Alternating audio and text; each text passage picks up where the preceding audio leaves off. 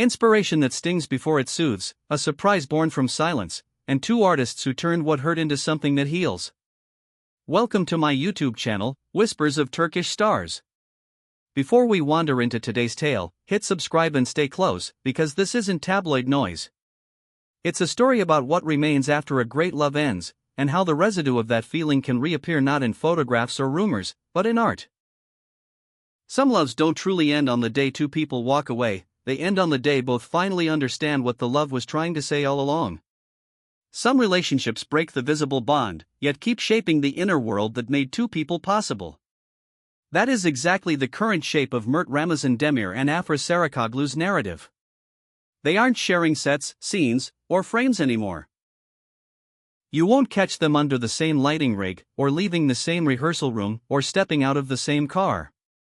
Yet listen closely to the stories they're now telling, separately, and you'll find their themes staring back at each other like reflections across a quiet sea.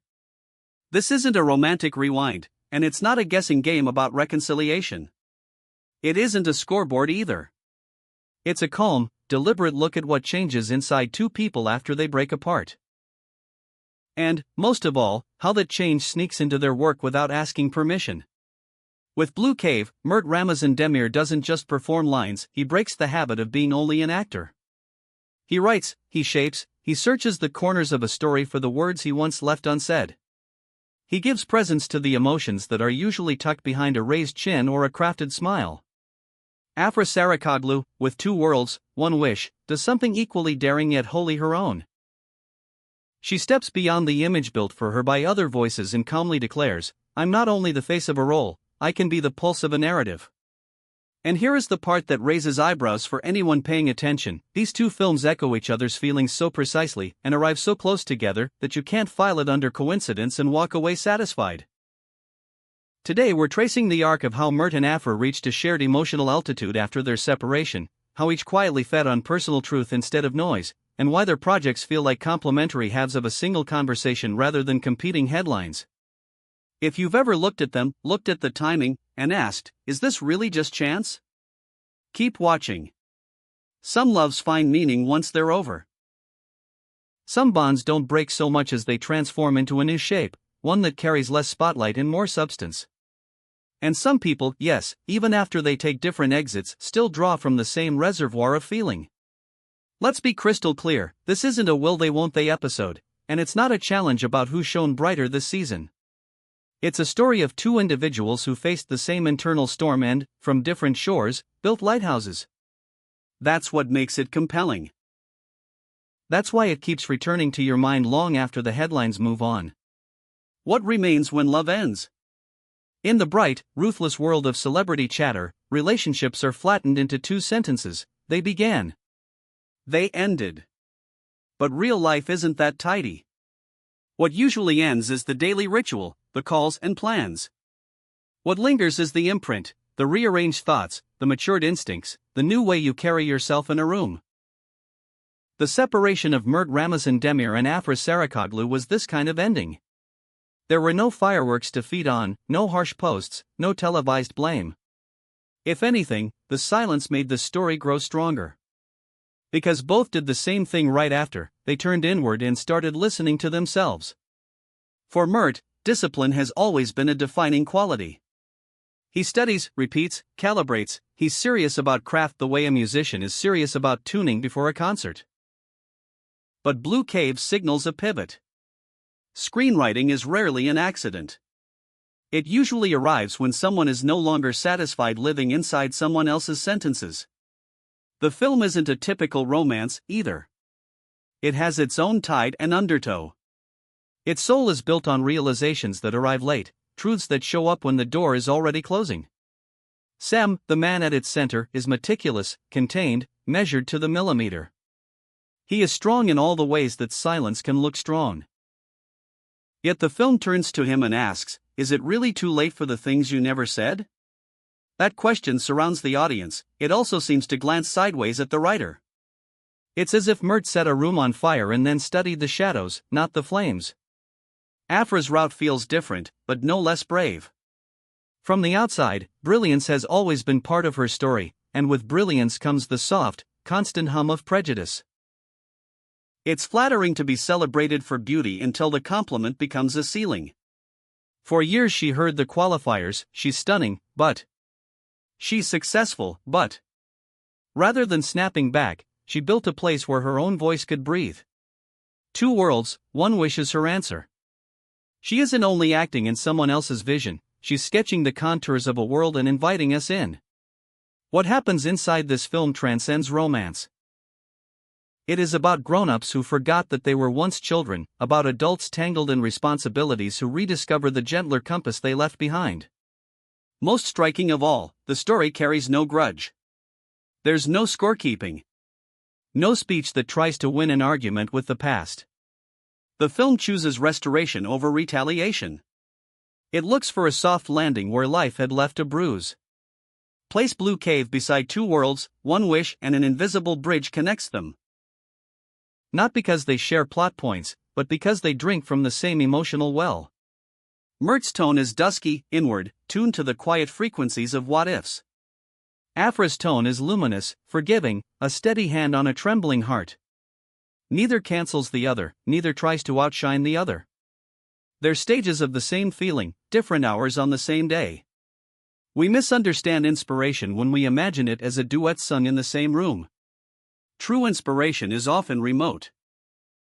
It travels like a signal across water. One person steps forward, opens a door, and without quite knowing it, gives the other permission to cross a threshold of their own. When Mert sat down to write, he wasn't challenging Afra. When Afra wrote her story, she wasn't answering him. They were separate mirrors catching the same light at different angles. That's why the timing feels uncanny and the resonance impossible to ignore. Why did magazines circle this moment? Because it disobeys the usual recipe. There were no slamming doors, no press tours of accusation, no clear scoreboard assigning wins and losses. In a space that thrives on spectacle, Mert and Afra offered a riddle: can gentleness be news? Can quiet growth be interesting? The public, to its own surprise, leaned closer and whispered, maybe. Maybe people really do change after a breakup, just not in ways that fit the headline font. Here's what hits hardest. Neither of them erases the past, and neither uses it as bait. There's no coy nostalgia, no cryptic captions designed to throw gasoline on speculation. They let the work speak. And often, that's the loudest message of all. The result is a kind of power that doesn't need to thump its chest. It just stands there, constant, steadily drawing your eye. You might notice as you listen that there's no exploding finale in this story. That's deliberate. Real life doesn't always detonate. Some evolutions happen in near silence, the way a tide shapeshifts a shoreline while the world sleeps. Some inspirations pass from one person to another like a glance in a crowded room. Some loves keep working on you even after they stop being your daily life. That's where Mert and Afra live now, not together, but not exactly apart either, sharing an altitude if not an address. Look at where they stand today and the picture sharpens. There's no competition metric that matters here. This isn't a duel. It's not a question of who's more successful at this exact second. It's a story of 2 artists who held the same feeling and then carried it in different directions. In Blue Cave, Mert writes the weight of unsent messages, the courage it takes to open your throat when the room has already gone quiet, the soft breakability of the people who look invincible. In 2 worlds, 1 wish, Afra offers the counterpoint: you don't have to seal yourself in the unfinished past. Healing is possible. Hope is not naive, it's a discipline. Miracles don't announce themselves with horns, they arrive like morning. And when these 2 films sit side by side in the public mind, they don't collide, they complete. Perhaps the love they shared taught them the same truth, with different vocabulary: if you swallow what matters, it doesn't disappear, it lingers. One of them faced that with shadow and confession, the other answered with light and refuge. But the endgame is identical. Tell the story, not to win, but to understand. Today, Mert Ramazan Demir and Afra Saraçoğlu aren't sharing a table or a call sheet. They are, however, maintaining a similar kind of composure, the emotional steadiness that comes from growth rather than victory. Maybe this is the healthiest form of connection 2 people can keep after love, shaping each other without consuming each other, learning from a distance without the need to claim credit. If you recognized inspiration where the world expected rivalry, meet me in the comments and say what you felt. Before you go, press like, subscribe to Whispers of Turkish Stars, and share this calm, resonant chapter with someone who thinks fame only moves in noise. We'll be back with more real stories hiding behind the bright lights of celebrity. Until then, remember, endings don't always close doors, sometimes they open a window to who we were meant to be all along.